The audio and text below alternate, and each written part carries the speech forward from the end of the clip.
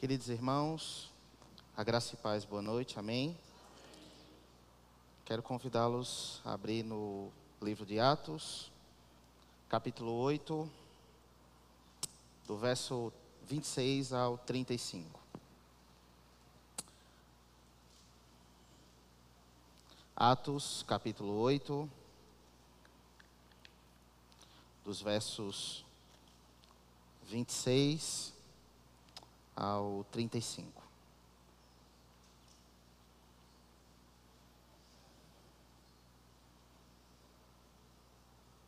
Amém?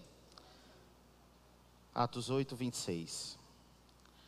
Um anjo do Senhor disse a Filipe: levante-se e vá para o sul, no caminho que desce de Jerusalém a Gaza. Este se acha deserto. Filipe se levantou e foi. Havia um etíope, eunuco, alto oficial de Candace, rainha dos etíopes, o qual era superintendente de todo o seu tesouro. Ele tinha vindo a adorar em Jerusalém e estava regressando ao seu país. E assentado na sua carruagem, vinha lendo o profeta Isaías. Então o Espírito disse a Filipe: aproxime-se dessa carruagem e acompanha. Verso 30. Correndo para lá, Filipe ouviu que o homem estava lendo o profeta Isaías. Então perguntou: o senhor entende o que está lendo? Em outras traduções, entende o que lês? Verso 31. Ele respondeu: como poderei entender se ninguém me explicar? E convidou Filipe a subir e sentar-se ao seu lado. Ora, a passagem da escritura que ele estava lendo era esta, abre aspas: foi levado como ovelha ao matadouro e como um cordeiro mudo diante do seu tosqueador. Ele não abriu a boca. Na sua humilhação, lhe negaram justiça. Quem poderá falar da sua descendência? Porque a vida dele é tirada da terra. Fecha aspas. Verso 34. Então o eunuco disse a Filipe: peço que você me explique a quem se refere o profeta. Fala de si mesmo ou de outra pessoa? Então Filipe explicou, e começando com essa passagem da escritura, anunciou-lhe a mensagem de Jesus. Sua Bíblia aberta, mais uma rápida palavra de oração. Querido Jesus, mais uma vez, Senhor, nos rendemos a Ti em oração, rogando pela Tua graça, ó Deus, por essa oportunidade tão rica, Senhor, de expor Tua palavra, Tua escritura. Pai querido, mais uma vez nós lançamos sobre Ti todos os pedidos realizados, Senhor, nesta casa. Ó Deus, nós nos rendemos a Ti em oração porque cremos que o Senhor é o nosso Deus, o nosso Salvador, o nosso Senhor e o nosso pastor. Nós confiamos plenamente na Tua fiel palavra, na Tua fiel escritura. Ó Deus, tem misericórdia de nós. Tem misericórdia de mim, Senhor, diante desse ofício, ó Pai, tão maravilhoso que é expor Tua palavra. Que meus irmãos do Médici sejam abençoados, cada um deles. Que o Teu Espírito Santo, se instrumentalizando de mim, Senhor, ó Deus, pregue aos nossos corações nessa noite, da forma como lhe apraz, para a glória do Teu santo nome. Em nome de Jesus, amém. Meus queridos irmãos, enquanto pensava na palavra, meditava nela e preparava o sermão, me ocorreu propor um tema nessa noite. O tema é: a quem pregarei? Esse é o tema da mensagem. A quem pregarei? Se porventura essa pergunta fosse direcionada a qualquer um dos amados irmãos aqui presentes, é claro que, como crentes em Jesus Cristo, nós teríamos uma resposta pronta sobre a quem pregar, por que pregar e qual o ofício de pregar. Poderíamos lembrar do texto de Marcos, da grande comissão, por exemplo, e por todo mundo, pregar o evangelho a toda criatura. E podemos lembrar de diversos textos, sobretudo o documento do Novo Testamento, textos os quais há uma ordem expressa do Senhor que ide pregar o evangelho. Entretanto, essa pergunta, o propósito desse tema como pergunta é para nos inquietarmos sobre algumas questões interessantes.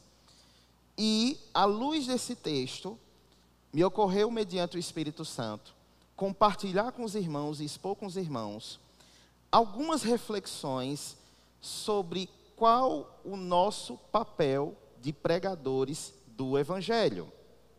E aqui, eu quero inquietar sobre um primeiro ponto que eu acho muito interessante. Primeiro, de modo geral, eu parto da ideia que a gente precisa refletir sobre a nossa maneira de interpretar a nossa missão.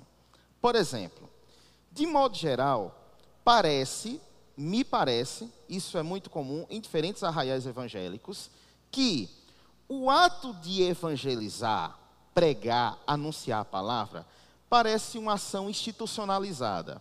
Por exemplo, no momento que a igreja, ela marca um momento, um período de evangelismo. Naquele horário, os irmãos vão se reunir, vão sair às ruas e vão pregar o evangelho. Amém por isso, ofício da igreja, isso é um papel importante. Entretanto, parece que a nossa interpretação de evangelizar é apenas nesses momentos pontuais, ou melhor, momentos formais. Quando a igreja organiza um evangelismo, quando uma ação é pensada, quando os irmãos vão para alguma missão externa. É claro que isso é importante e é dever da igreja se preparar para isso.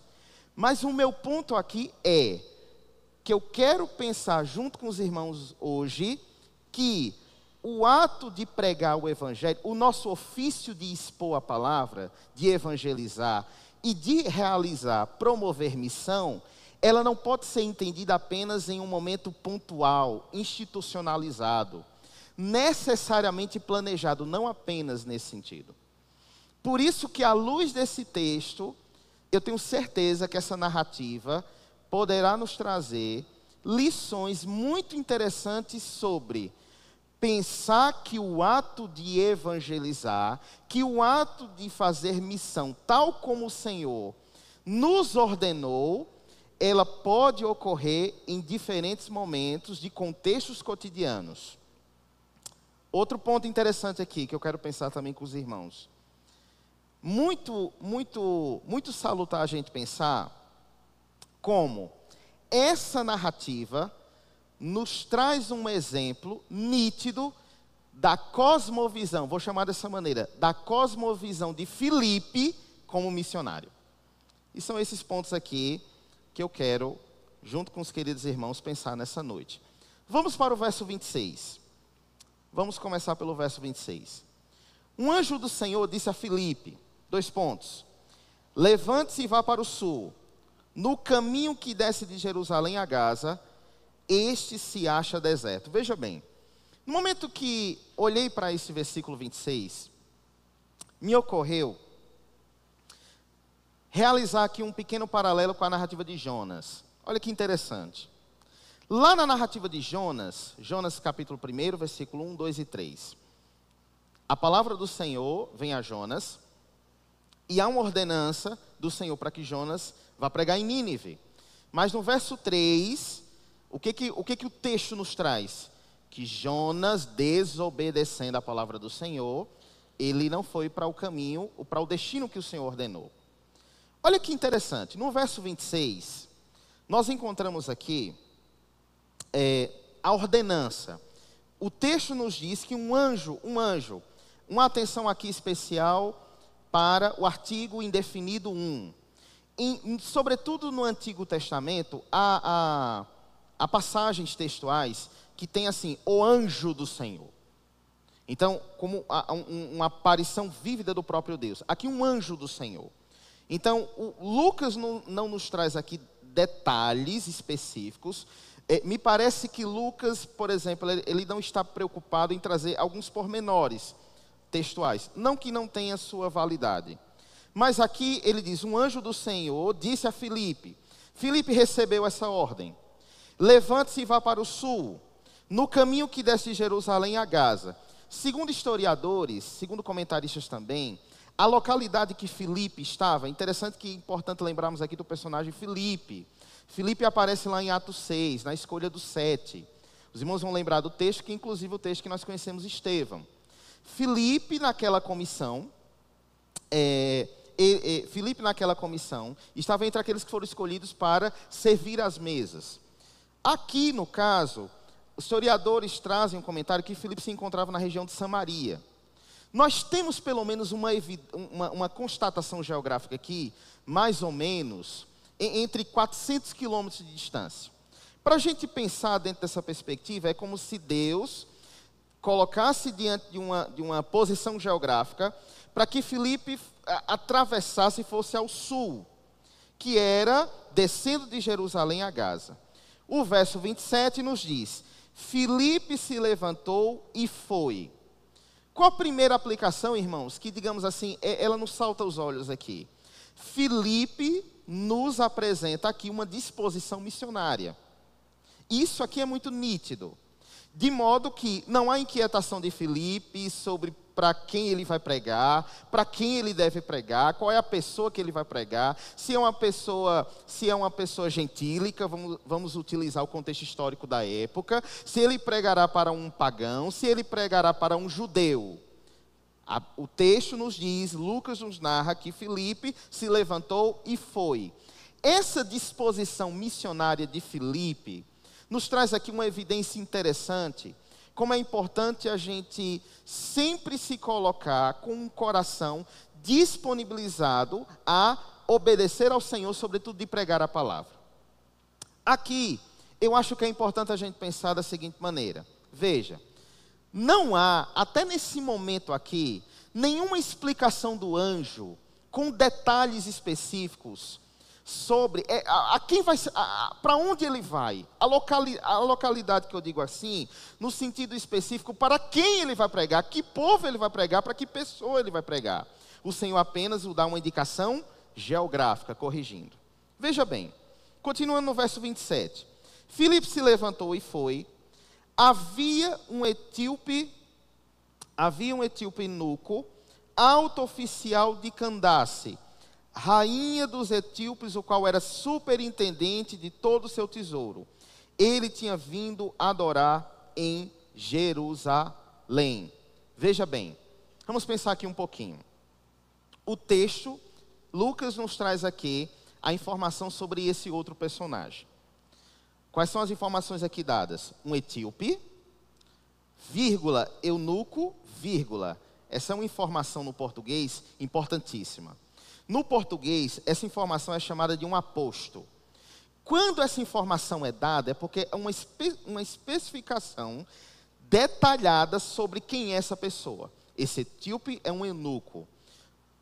De acordo com os textos bíblicos, nós temos pelo menos duas características a qual uma pessoa é atribuída como eunuco. Primeiro, nós temos uma perspectiva física. No Antigo Testamento, esses homens, inclusive, eles eram castrados, para que eles pudessem cuidar dos haréns dos seus senhores, tendo em vista que eles iriam conviver com mulheres.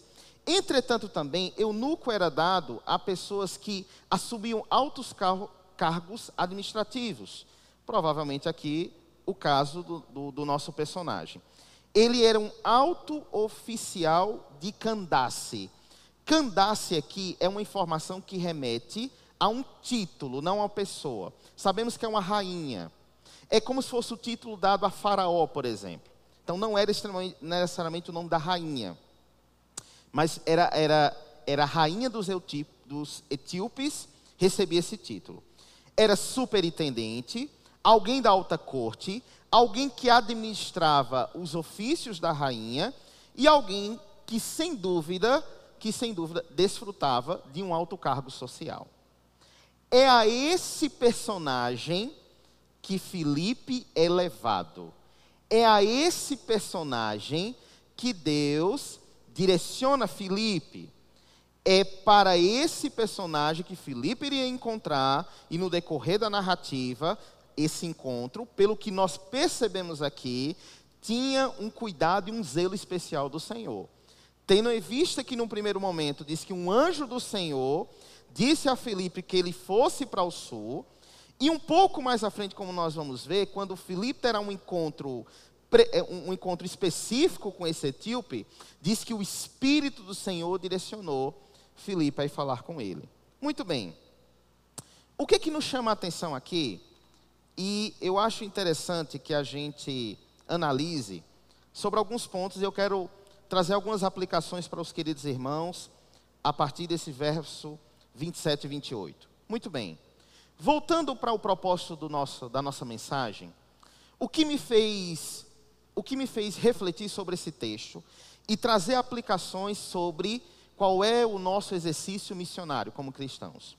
Em primeiro lugar, nós precisamos pensar que dentro do nosso convívio pessoal, social, de trabalho, acadêmico, escolar, igreja, família, nós convivemos com pessoas de diferentes segmentos religiosos, pessoas que já ouviram falar de Jesus Cristo, pessoas que já pertenceram ao arraial evangélico, pessoas que já foram a diversas celebrações ecumênicas, pagãs, e essas pessoas talvez de alguma forma já ouviram falar de Jesus Cristo.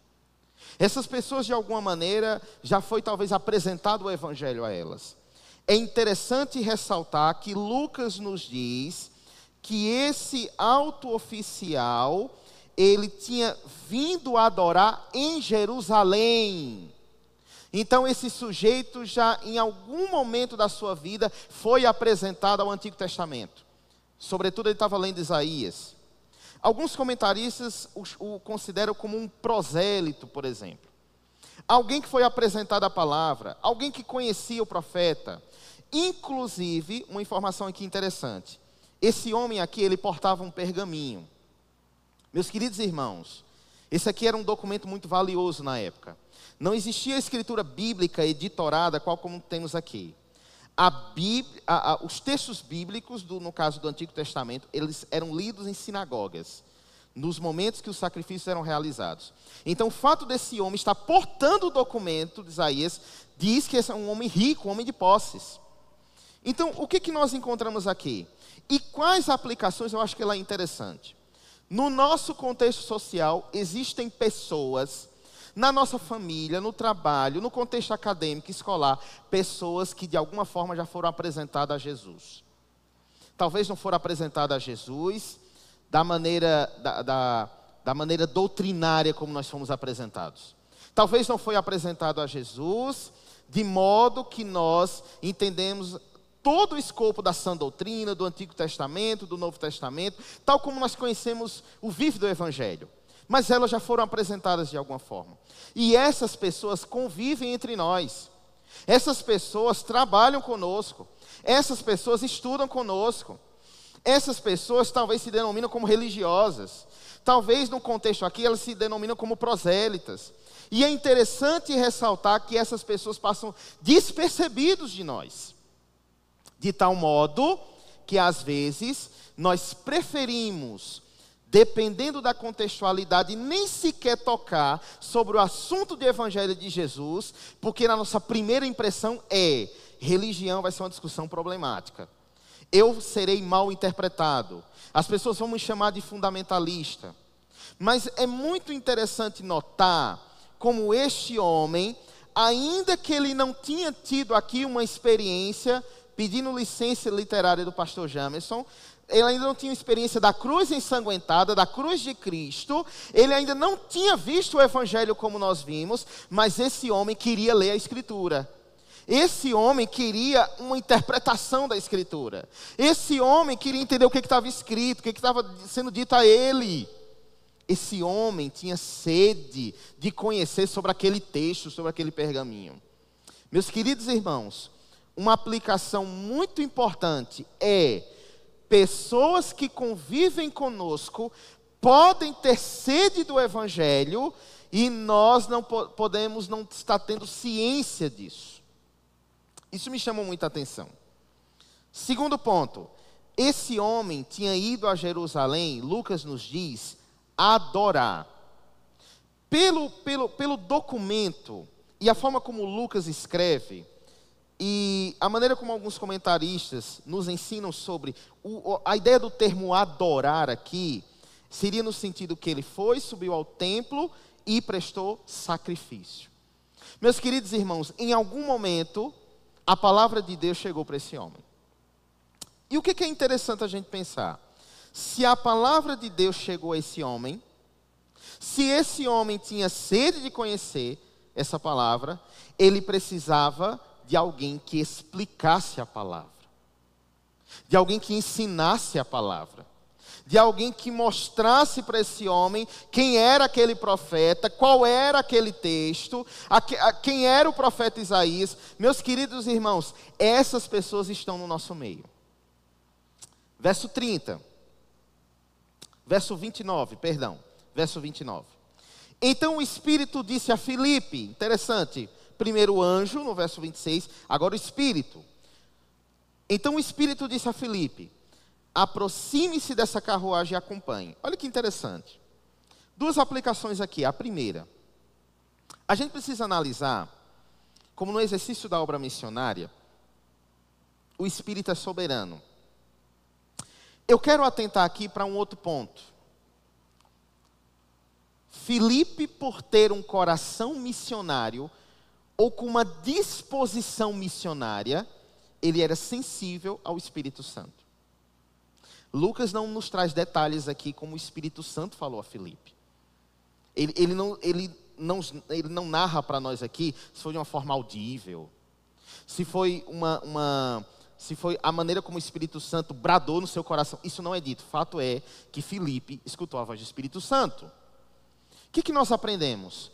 Um coração com disposição missionária tem sensibilidade ao Espírito Santo. Ele entende e interpreta que, ainda que ele exerça um ofício, seja qual for esse ofício, se ele trabalha no comércio, na educação, se ele trabalha no contexto de segurança, se ele trabalha na indústria, se ele trabalha dirigindo, não importa. Para ele, para todo aquele crente que tem uma disposição missionária, ele entende que aquilo ali tem uma amplitude missionária para ele. Ele nunca vê o trabalho só como trabalho. Ele nunca vê, meus irmãos, os espaços que ele ocupa apenas como meros espaços. E aqui cabe um ponto interessante. Existem interpretações muito equivocadas que quer criar na vida do crente uma espécie de ambivalência. Por exemplo, aqui eu desempenho a vida secular e aqui eu desempenho a vida religiosa. Isso é uma interpretação muito problemática. Toda a vida de um sujeito regenerado, salvo por Cristo, toda a sua vida é para a glória de Deus.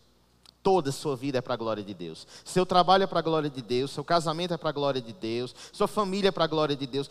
Tudo o que ele faz, ainda que ele passe 12 horas por dia, fazendo um árduo ofício, e que talvez em momento nenhum ele abra a Bíblia e pregue para alguém de forma audível, como está acontecendo agora, mas ele entende que aquele trabalho dele, que aquele ofício dele, tem algum objetivo missionário. Parece que Filipe tinha essa cosmovisão. Isso é muito interessante a gente pensar. Sobretudo, quem tem uma disposição de um coração missionário, ele é sensível ao Espírito Santo. Segundo ponto aqui que me chama a atenção, ainda nesse verso 29. Veja bem, eu acho interessante quando, no verso 29 ainda, que diz que o Espírito disse a Filipe, e diz assim: aproxime-se dessa carruagem. Acompanhe essa carruagem. Veja bem, a ideia de carruagem aqui, irmãos, não é daquelas carruagens de guerra, com cavalos potentes, mas é uma carruagem de bois.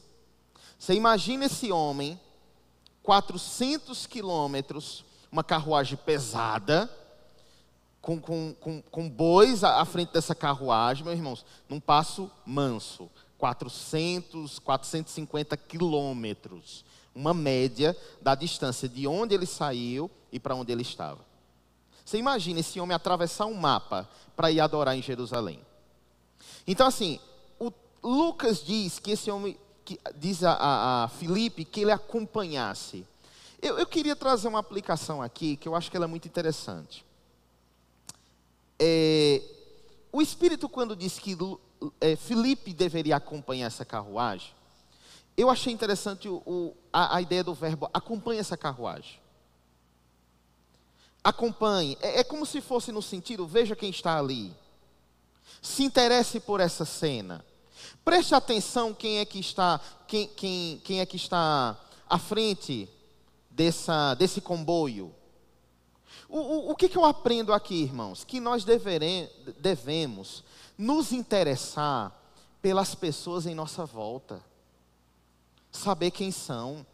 Como é que alguém pretende evangelizar alguém sem conhecer a história do sujeito? Sem conhecer a pessoa? Da sua história, da sua religiosidade, da sua família. Atente-se aqui a um ponto interessante, irmãos. Se nós temos uma disposição missionária, nós não temos nenhum impedimento para que a gente anuncie a Cristo para alguém. Nós não temos impedimento de orientação sexual. Nós não temos impedimentos ideológicos. Nós não temos impedimentos doutrinários. Nós não temos impedimentos de raça.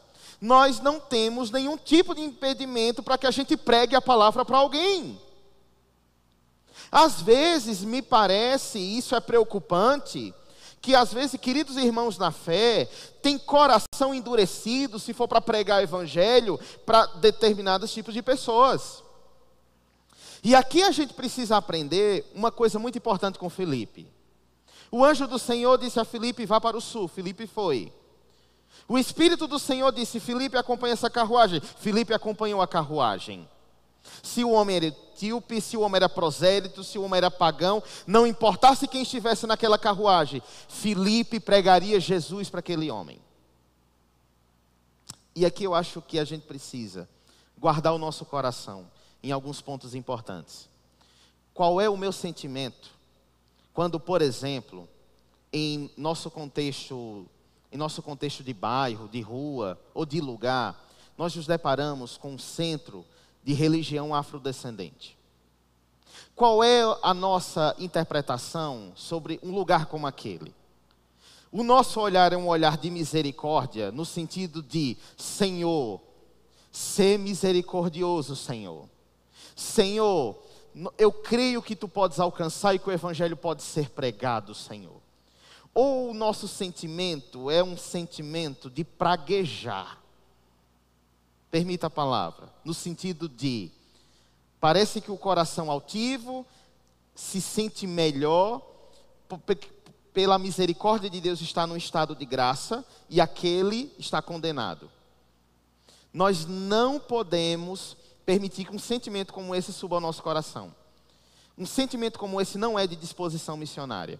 Uma vez que, se estamos aqui, se vimos a cruz, se o Cordeiro nos alcançou, foi por mérito dele, não nosso. Então nós precisamos crer que o Senhor é poderoso para alcançar todo e qualquer sujeito, de tribo, de língua, de raça, de nação, seja ele quem for. É assim que um missionário pensa. É assim que um coração com disposição missionário, ele olha para alguém. Sempre com um olhar de graça. Senhor, Tu podes alcançar. Senhor, Tu podes transformar esse lugar numa igreja, Senhor, para que o Teu nome seja glorificado. Senhor, longe de mim me sentir melhor do que alguém, porque o Senhor me alcançou, Senhor. Porque se não fosse o Senhor, eu estaria em lugares piores. É assim que nós devemos olhar para alguém. É assim que um coração de disposição missionária, pelo menos é o que eu aprendo aqui com Filipe. Verso 30. Correndo para lá, Filipe ouviu que o homem estava lendo o profeta Isaías. Então perguntou, o Senhor entende o que está lendo? Verso 31. Ele respondeu, como poderei entender se ninguém me explicar?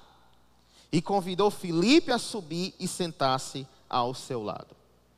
Meus queridos irmãos, achei interessante um comentário sobre esse texto que dizia o seguinte: podemos lançar mão de uma conjectura que o convite do eunuco para que Filipe subisse a carruagem poderia talvez ter se dado pelo fato de reconhecer em Filipe as características de um judeu, talvez. Isso são conjecturas históricas. Talvez pelas roupas que Filipe estava, talvez pelo sotaque de Filipe, Talvez por uma... vale lembrar que eles estavam aqui no contexto do deserto. Contexto do deserto. Mas o que me chama a atenção aqui? E aqui eu acho que nós temos aplicações muito valiosas. Primeira delas, de alguma forma, seja pelo reconhecimento da indumentária, pelo sotaque, ou pela plena providência de Deus, o eunuco, ele faz o convite para que Filipe suba na carruagem. Meus queridos irmãos, eu quero pensar com os irmãos. Nós convivemos com pessoas, diferentes pessoas, como eu já citei, trabalho, contexto acadêmico, igreja, família, diferentes contextos. E eu acho que uma pergunta que a gente tem que se fazer é: quantas pessoas, em algum momento, me convidou ou me perguntou alguma coisa sobre Jesus? Será que em nenhum momento ninguém nunca me perguntou sobre Jesus? Será que isso é importante que a gente se questione sobre isso? Que evidências a gente pode levantar? De forma plena, seja pela indumentária, pelo sotaque, pelas suas características, mas se de alguma forma Cristo é evidente em Filipe, isso potencializava em Filipe, irmãos, um coração missionário. Se Cristo não se evidencia, leia-se nas minhas indumentárias, leia-se nas minhas condutas, leia-se na minha forma de se comunicar. Se Cristo não se evidencia em mim, irmãos, como nós podemos ter uma eficácia missionária pelos contextos que a gente percorre? Se as pessoas não veem em mim uma possibilidade de perguntar sobre Jesus, sobre o Evangelho, sobre a palavra, possa ser que tenha algo errado em mim. Possa ser que em mim Cristo não seja tão notado assim. Possa ser que Cristo não seja tão evidenciado. Possa ser que não se perceba Cristo. Por quê, meus irmãos? No meio de tantos do meu convívio social, eu me perco entre eles. Não me é reconhecido entre eles. Pessoas talvez não veem em mim a credibilidade de fazer uma pergunta bíblica. Mesmo sabendo que eu estou numa igreja bíblica, mesmo sabendo que eu estou numa igreja reconhecidamente evangélica, mesmo sabendo que nós ocupamos trabalhos na igreja, mesmo que isso seja público, pessoas talvez do nosso convívio não percebam Cristo em nós. De tal maneira que essas pessoas, às vezes, não se constrangem de, por exemplo, expressar imoralidade no nosso meio. Elas não se constrangem. Porque talvez para elas, o nosso exercício religioso é tão prosélito quanto o dela. Talvez na interpretação das pessoas que convivem no nosso meio, que nunca perguntaram sobre Jesus, que nunca quis tirar uma dúvida sobre o Evangelho, que nunca perguntou para nós sobre a nossa fé, que nunca quis tirar nenhuma dúvida, irmãos, sobre a nossa experiência de fé, sobre a palavra de Deus, sobre Jesus. Talvez para elas, pela nossa conduta, pela nossa forma, pela nossa caminhada e pela maneira que nós estamos no meio deles, eles não veem nenhuma credibilidade para que a gente anuncie o Evangelho. É uma pergunta a ser feita. Em 10 anos de fé, a gente pensar da seguinte maneira: em 10 anos de fé, 15 anos de fé, 5 anos de fé, ninguém nunca me perguntou nada sobre a palavra. Ninguém nunca quis tirar uma dúvida comigo. Irmãos, eu não estou falando aqui de questões teológicas profundas. Estou falando da nossa fé. Jesus Cristo, que é o Evangelho. O que é o Evangelho? Isso é um ponto importante.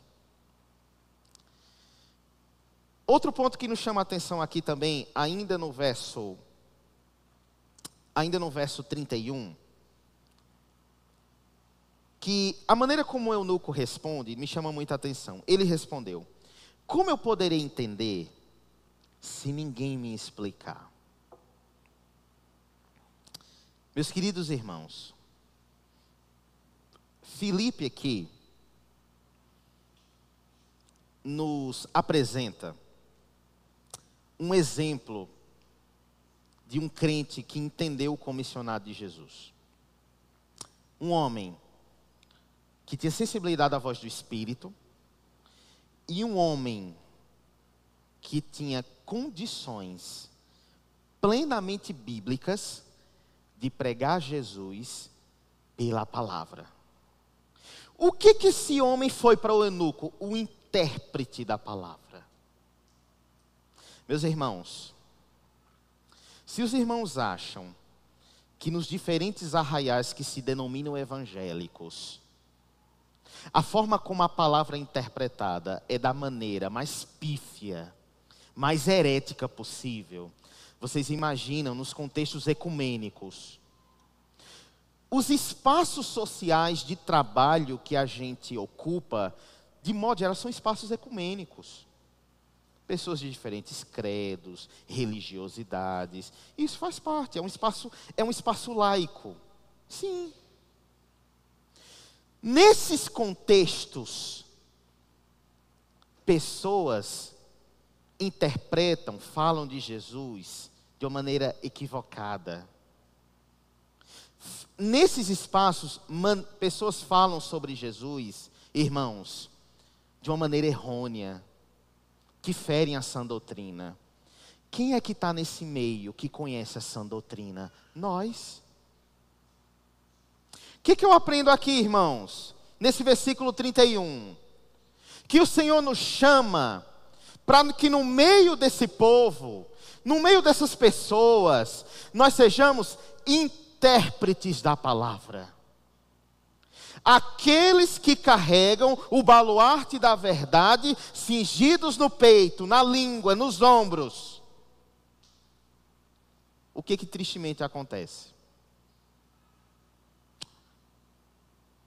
É que em muitos contextos, ao invés que nós, que temos as ferramentas adequadas, apresentarmos para essa pessoa, Jesus Cristo é esse.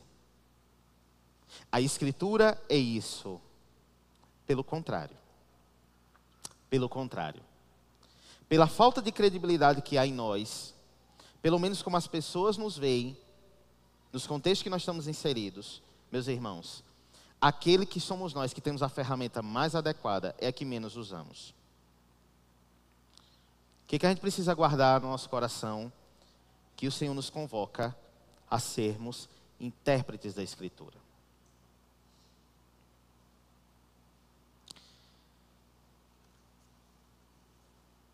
No texto de 1 Pedro, capítulo 3, versículo 15, diz assim: antes, santificai ao Senhor Deus em vossos corações, e estais sempre preparados para responder com mansidão e amor a qualquer que vos pedir a razão da esperança que há em vós.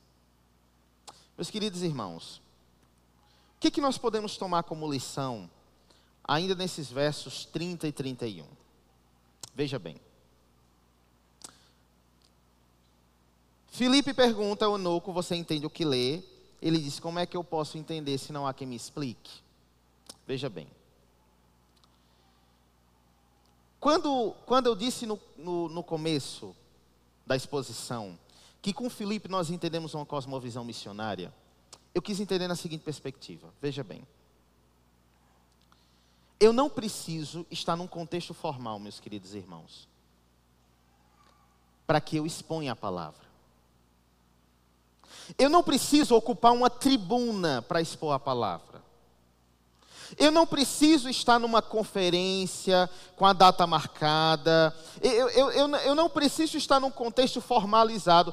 Eu não preciso ocupar o púlpito solene no culto público para pregar a palavra. Meus irmãos, num café com um colega de trabalho, eu posso anunciar Cristo. E eu não preciso preparar um sermão para isso. Sabe uma coisa que me chama a atenção? Quando nós somos apaixonados por uma coisa, essa coisa ela emana de nós, que nem se percebe. Você nem nota que está falando, de tanto que você gosta, aprecia. Se as pessoas em nossos contextos sociais não veem Cristo em nós, possivelmente é porque a palavra de Cristo não emana de nós. Não se percebe em nós. Não se nota em nós. Porque, irmãos, na minha interpretação, evangelizar é um horário marcado, junto com os irmãos, no ofício da igreja, e vamos para a rua. É óbvio que é importante, é claro que a igreja tem que fazer isso. Mas precisamos repensar, irmãos. Precisamos repensar sobre o que essa narrativa nos traz como lição. Em que perspectiva? Meus irmãos, que Filipe não precisou de um púlpito de madeira para pregar para o eunuco. O que eu aprendo, irmãos? O balcão do seu trabalho é o seu púlpito. A minha sala de aula é o meu púlpito. O contexto de trabalho que eu estou inserido, se eu sou operador de caixa, ali é meu púlpito. Meus irmãos, o meu púlpito é onde eu estou. O meu púlpito é onde eu trabalho, o púlpito é onde eu ando. Essa é a ideia aqui que nós aprendemos. De tal maneira que Cristo vai aparecer em nós de alguma maneira, de alguma forma. E eu não preciso necessariamente, irmãos, eu não preciso publicamente, diante dos contextos sociais que a gente percorre, eu não preciso a altos pulmões gritar e dizer, eu sou crente, eu faço parte de uma igreja evangélica. Não, Cristo vai emanar de nós. Como esquecer do exemplo de Dorcas? Dorcas costurava. Ela costurava. Então, nós não precisamos de um contexto formal para anunciar Cristo.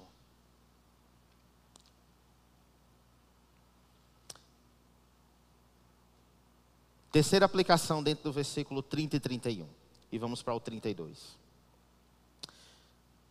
Vamos pensar da seguinte maneira. Se Pedro nos ensina que devemos estar preparados para responder com mansidão e temor a qualquer um que vos pedir a razão da esperança que há em vós.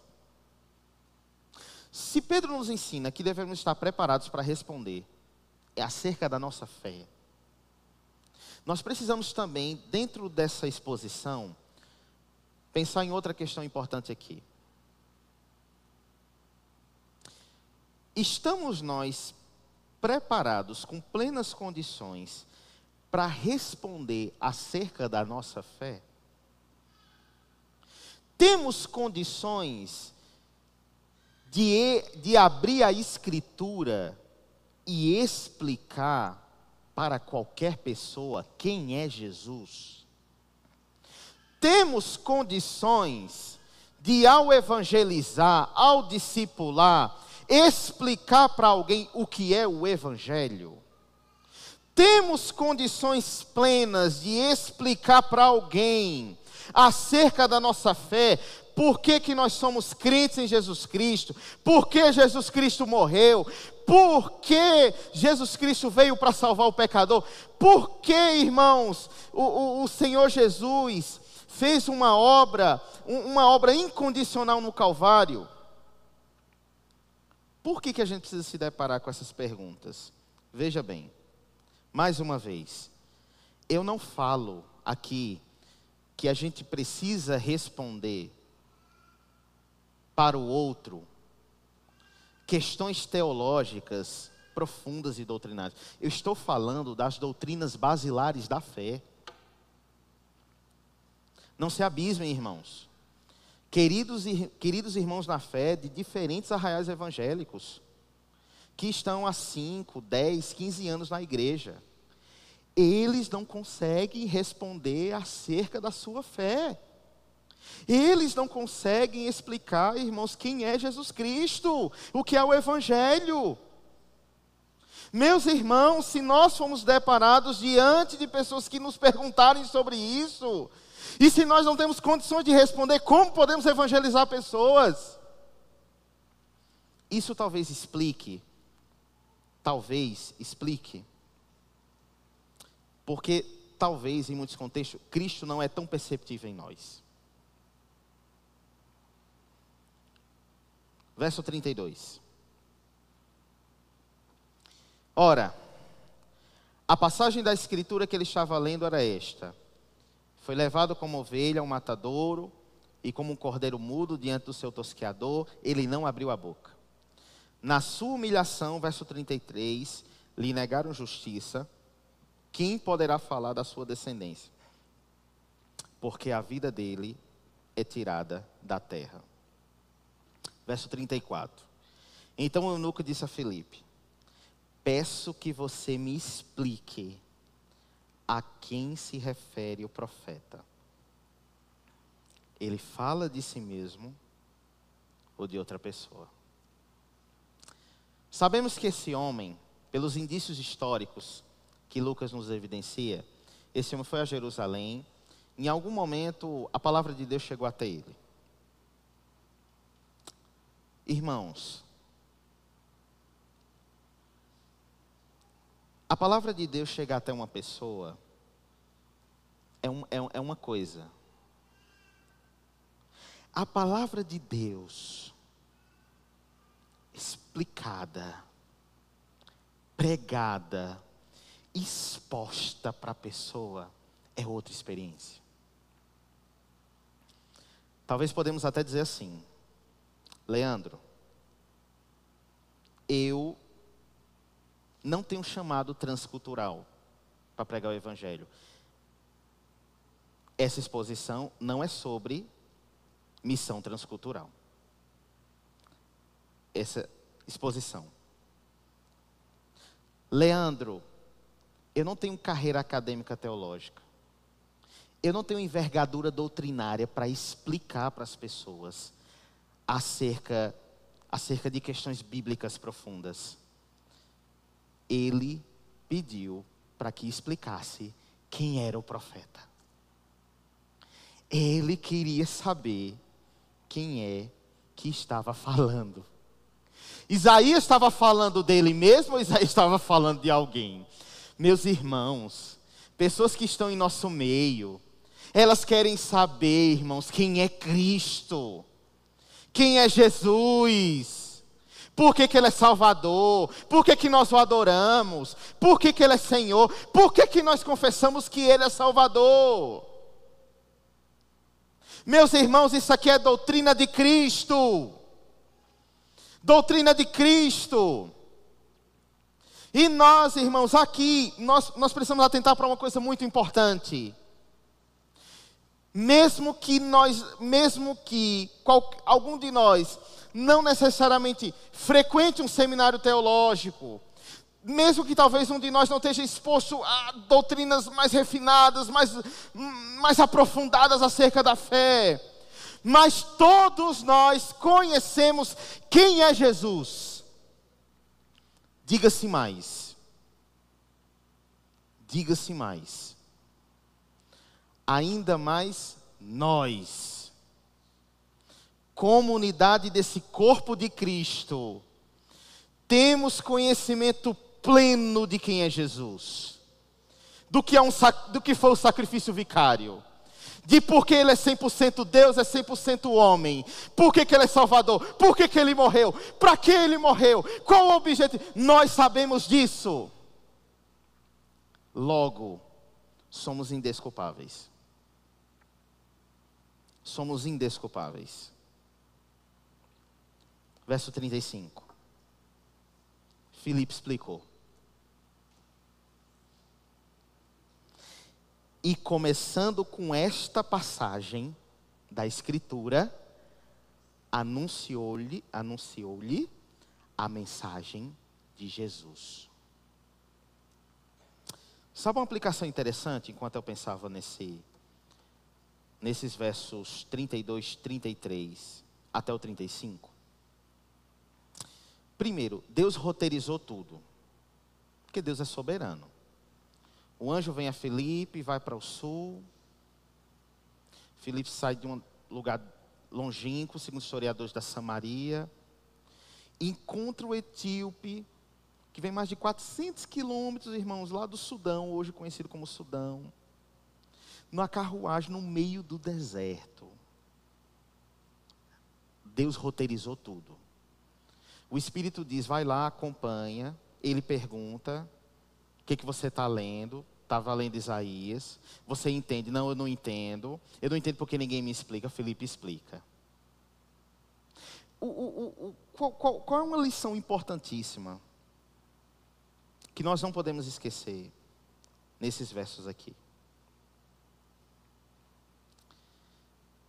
Que independente de quem seja, de quem fosse, Filipe estava disposto a pregar Jesus. E mais, Filipe aproveitou a oportunidade. Meus irmãos, se a gente vagamente se lembrar de todas as pessoas que fazem parte do nosso convívio social, e se a gente contasse quantas oportunidades nós temos de inserir o Evangelho numa mensagem, num contexto de doença, de luto, de dor, do trabalho, de perca. Meus irmãos, toda oportunidade é propícia para que a gente anuncie a Cristo. O Senhor roteirizou para Filipe uma oportunidade. E mais, o Senhor, pelo intermédio do anjo, disse, vá para o sul. Por intermédio do Espírito, disse, acompanhe o comboio. Mas quem vai pregar, quem vai explicar, é Filipe. Talvez muitas pessoas que convivem conosco, o que ela tem mais perto de um Filipe é eu e você.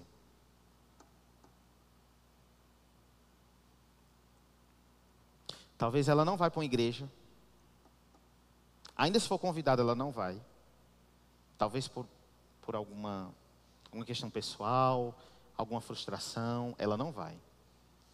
Mas se você, em algum momento, falar de Cristo, ela vai lhe escutar.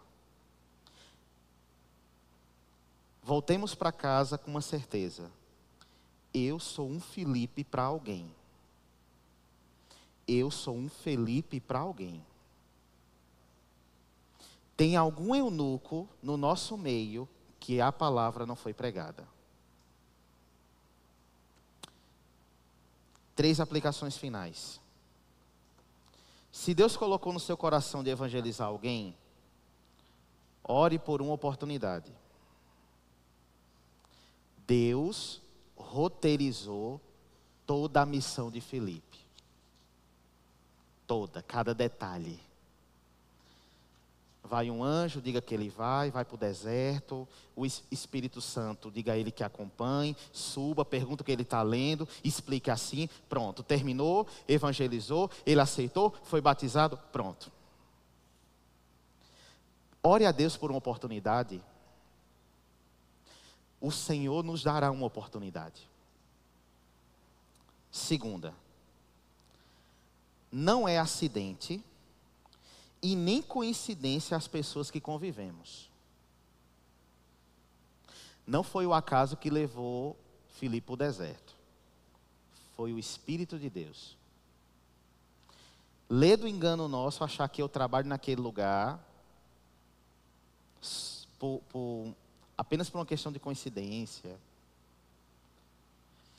Lê do engano nosso, por que eu convivo há 5 anos com aquela pessoa que está desviada do Evangelho, não quer ir para a igreja, teve experiências frustradas. Por que eu ainda convivo 5 anos com ela? Por que aquela pessoa teve tudo para ser demitida do trabalho e nunca foi? Por que aquela pessoa sempre está próxima de mim? Por que, irmãos? Por que aquela pessoa sempre em momentos de dores me procura? Talvez ela não é como o eunuco que chega, pregue para mim.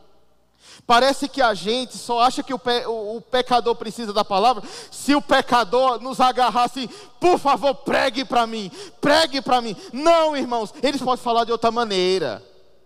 Eles podem dizer, na sua igreja, ore por mim. Ele pode dizer assim, Beltrano, lembre de mim. Ele pode dizer, ei, minha mãe morreu.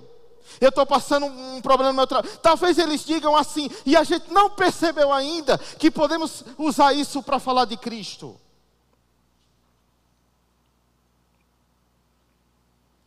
Deus mandou Filipe para um lugar longínquo, para encontrar-se com um homem específico, numa ocasião específica. Não é coincidência onde você trabalha.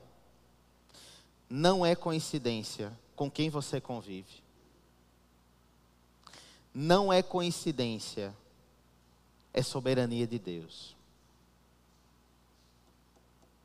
Porque temos um familiar ou familiares duros para receber a palavra do Evangelho.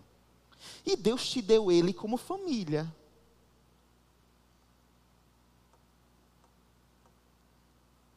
Será que o Filipe da minha casa não é nós e a gente não entendeu ainda? Terceira e última aplicação. Sua vida é seu púlpito. Nossa vida é o nosso púlpito. A nossa vida é essa tribuna. Somos pregadores do Evangelho, não por uma condição humana, mas por uma mensagem do céu que o Senhor nos deu para pregar em tempo e em fora de tempo.